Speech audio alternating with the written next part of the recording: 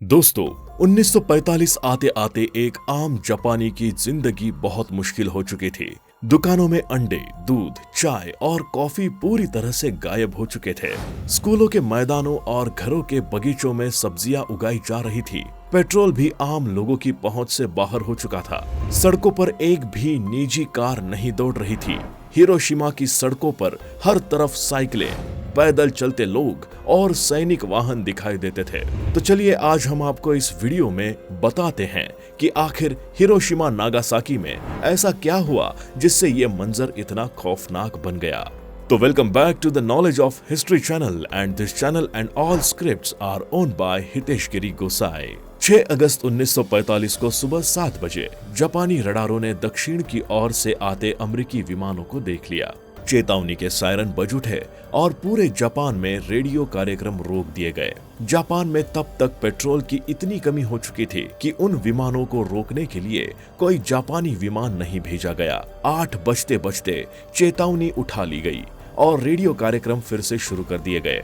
8:09 पर अमेरिकी वायुसेना के कर्नल पॉल टिबेट्स ने अपने B-29 विमान एनोला गे के इंटरकॉम पर घोषणा की, अपने गॉगल्स लगा लीजिए और उन्हें अपने माथे पर रखिए। हिरोशिमा पर गिरा लिटिल बॉय। ठीक 8:15 पर एनोला गे से नाक के बल लिटिल बॉय हिरोशिमा के ऊपर गिरना शुरू हुआ। लिटिल बॉय को एनोला गे से नीचे आने में पूरे 43 सेकंड लगे। तेज हवाओं ने उसका रुख अपने लक्ष्य ओओई ब्रीच से 250 मीटर दूर कर दिया और वो शीमा सर्जिकल क्लिनिक के ऊपर फटा। इसकी शक्ति 12,500 टन TNT के बराबर थी और जब ये फटा तो तापमान अचानक 10 लाख सेंटीग्रेड पहुंच गया और ऊपर से द ग्रेट आर्टिस्ट के पायलट मेजर चार्ल्स स्वीनी, इन्होंने एक विशाल आग का गोला देखा। शहर के मध्य में एक क्षण के अंदर कंक्रीट इमारतों को छोड़कर धरती के ऊपर मौजूद हर चीज गायब हो गई। विस्फोट का असर इतना तेज था कि ग्राउंड जीरो से 15 किलोमीटर दूर हर इमारत की खिड़कियों के शीशे चकनाचूर हो गए।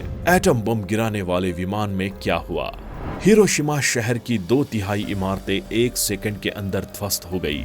कई किलोमीटर तक आग की एक आंधी सी फैल गई। एक क्षण में हिरोशिमा की कुल आबादी 2,50,000 के 30% यानी 80,000 लोग मौत की गर्द में समा गए। जैसे ही विस्फोट हुआ, एनोला गे के आगे के केबिन में रोशनी फैल गई और पायलट पॉल टिबेट्स ने अपने दांतों में एक अजीब सी सिहरन महसूस की। विमान के पिछले हिस्से में बैठे हुए टेल गनर बॉब कैरन ने अपना कोकड़ कैमरा उठाया और नीचे के दृश्य की तस्वीरें लेने लगे। नीचे के बैंगनी बादलों के बीच सफेद धुएं का एक रेला 3000 फीट तक उठा और उसने एक मशरूम की शक्ल बना ली। एनोला गे के सह पायलट कैप्टन रॉबर्ट लुइस ने अपनी लॉग बुक में लिखा, my God what have we done. Enola Gay के वेपेनियर विलियम पार्सन्स ने एक कूट संदेश भेजा, परिणाम सफल, विमान में हालात सामान्य। नीचे जब बम धरती से टकराया तो क्या हुआ? नीचे जापानी नौसेना के ड्राफ्ट्समैन सुतोमू यामागुची की नजर ऊपर उड़ रहे विमान पर पड़ी। उन्हें दिखाई दिया कि विमान से एक छोटी काली वस्तु नीचे गिर रही है। अगले ही पल उनके आंखों के सामने अंधा कर देने वाली रोशनी फैल गई। उनके सभी संवेदी अंगों ने काम करना बंद कर दिया। उन्होंने उंगलियों से अपनी आंखें ढकी और जमीन पर मुंह के बल गिरे। उनके नीचे की धरती हिली और वो करीब आधा मीटर ऊपर उछले और फिर गिरे। जब उन्होंने अपनी आंखें खोली तो उनके चारों तरफ अंधेरा था। अचानक उन्होंने महसूस किया कि अपने चेहरे के बाएं हिस्से और बाईं बाह पर भयानक गर्मी महसूस की। उन्हें उल्टी करने की इच्छा महसूस हुई और वो बेहोश होने लगे। तभी उन्हें कुछ दूरी पर खड़ा एक पेड़ दिखाई दिया। उसकी सारी पत्तियां झड़ चुकी थी। उन्होंने उस पेड़ तक पहुंचने के लिए अपनी सारी ताकत लगा दी। किसी तरह वहां पहुंचकर वो उसके तने के नीचे बैठ गए। तब तक उनका गला पूरी तरह से सूख चुका था और पानी की एक बूंद के लिए वो तरस रहे थे। हिरोशिमा के पूर्वी इलाके में एक ट्रेन शहर की तरफ बढ़ रही थी। अचानक सैनिकों ने चलती ट्रेन रोककर सब यात्रियों को नीचे उतर जाने के लिए कहा। डिब्बों को इंजन से अलग कर वहीं रोक दिया गया, लेकिन इंजन आगे बढ़ता चला गया। लेकिन वो बहुत आगे नहीं जा पाया क्योंकि रेलवे लाइन पैदल शहर छोड़कर जाने वाले लोगों से भरी हुई थी। उनमें से कुछ लोगों की त्वचा उनके चेहरे से लटक आई थी और कुछ की बाहें इस तरह से झूल रही थी जिस तरह दीवार से आधा फटा पोस्टर झूलता है। कुछ लोग बहुत धीरे धीरे चल रहे थे और उनके मुंह से सिर्फ आवाज निकल रही थी, पानी पानी। दोस्तों, ये मंजर काफी डरावना था। करीब 11 बजे एटम बम विस्फोट से पैदा हुए बादलों की वजह से हिरोशिमा में तेज बारिश होने लगी थी। ये काली बारिश थी जिसमें गंदगी, धूल और विस्फोट से उत्पन्न हुए रेडियो एक्टिव तत्व मौजूद थे। वास्तव में काले रंग से भी गहरी बारिश थी, कुछ कुछ ग्रीस की तरह जो दीवारों और कपड़ों पर अमीट निशान छोड़ रही थी। उधर पत्ते रहित पेड़ के नीचे बैठे यामागुची को रेडियो एक्टिव बारिश का सामना नहीं करना पड़ रहा था। थोड़ी दूर पर उन्हें एक गड्ढा दिखाई दिया। जब वो वहां रेंगते हुए पहुंचे तो वहां उन्हें एक महिला पड़ी हुई दिखाई दी। उसके सारे कपड़े जल चुके थे और उसकी गाल भी जलकर लाल हो चुकी थी। उसने उठने की कोशिश की लेकिन गिर पड़ी। वो बगैर किसी को संबोधित करते हुए बुदबुदा रही थी, मदद करो, मदद करो। यामागुची को देखते ही उसने बहुत धीमी आवाज में पूछा, क्या मैं मरने जा रही हूँ? तभी वहां 2 लड़के पहुंच गए जिन्हें कुछ भी नहीं हुआ था। उन्होंने यामागुची से कहा, आप बुरी तरह से जल गए दिखते हैं। नागासाकी पर गिराए गए बम को फैटमैन का नाम दिया गया।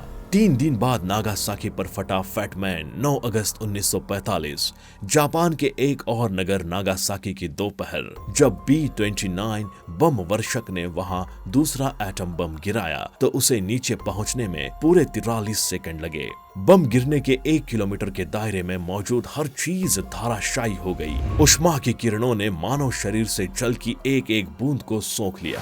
बहुत से लोग और जानवर उसी क्षण मर गए।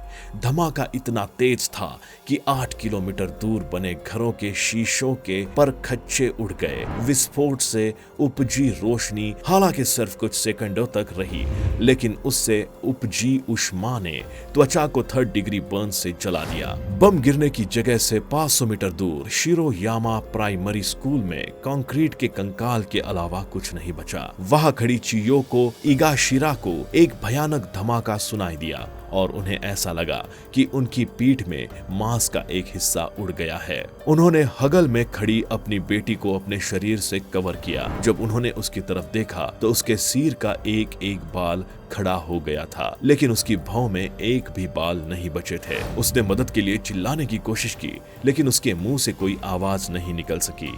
माइक्रो सेकंड के भीतर नागासाकी धराशायी। बम के केंद्र बिंदु के 1 किलोमीटर के क्षेत्र की एक एक चीज भाप बनकर उड़ गई। ऐसा लग रहा था जैसे बहुत ही सक्षम दाह संस्कार में हर चीज जलकर राख हो गई है। एक माइक्रो सेकंड के अंदर नागासाकी जेल की 3 इमारतें धराशायी हो गई। जेल के अंदर मौजूद एक भी शख्स बच नहीं सका। रूट नंबर 206 पर बिजली से चलने वाली ट्राम का नामो निशान नहीं बचा। नागासाकी मेडिकल कॉलेज अस्पताल में डॉक्टर तकाशी नगाई अपनी कक्षा में अभ्यास के लिए कुछ एक्सरे फिल्में चुन रहे थे। तभी उन्हें अंधा कर देने वाली रोशनी दिखाई दी।